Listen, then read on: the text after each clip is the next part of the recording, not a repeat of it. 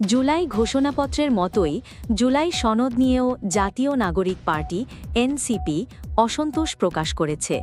দলের দাবি, সনদের বিভিন্ন অমীমাংসিত বিষয় ও বাস্তবায়ন প্রক্রিয়ার স্পষ্টতা না থাকায় তারা আজকের স্বাক্ষর অনুষ্ঠানে অংশ নেয়নি। এনসিপির সদস্য সচিব আখতার হোসেন বিবিসিকে বলেন, সনদ বাস্তবায়নের পথটাই অনুল্লেখ থেকে যায়, সেখানে ধোঁয়াশা থাকে, তাহলে আমাদের সমস্ত অর্জন বিফলে যাবে।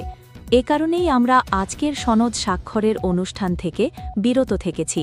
তার ভাষায়, জুলাই সনদ ঘিরে এনসিপি শুরু থেকেই সক্রিয় থাকলেও এখন তারা চান জনগণের সামনে প্রকাশ করা হোক কিভাবে অর্জিত বিষয়গুলো বাস্তবায়িত হবে।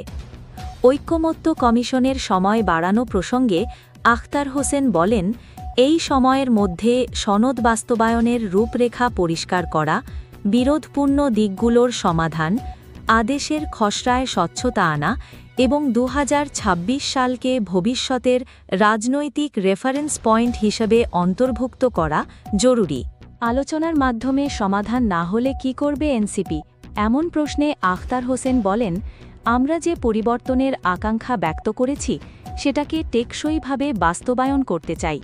ড্রাফট আদেশের প্রাপ্তি, গণভোটের ফয়সালা, নোট অফ ডিসেন্ট তথা আপত্তি, এসব বিষয় নিয়েই আমরা কমিশনের সঙ্গে আলাপ চালিয়ে যাব।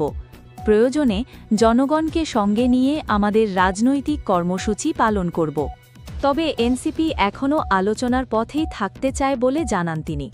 কমিশনের সঙ্গে আলোচনা করেই আমরা সমাধান চাই, কিন্তু তাতেও গাফেলতি দেখা গেলে অবশ্যই জনগণকে সঙ্গে নিয়ে পরবর্তী সিদ্ধান্ত গ্রহণ করব, বলেন এনসিপির সদস্য সচিব আখতার হোসেন।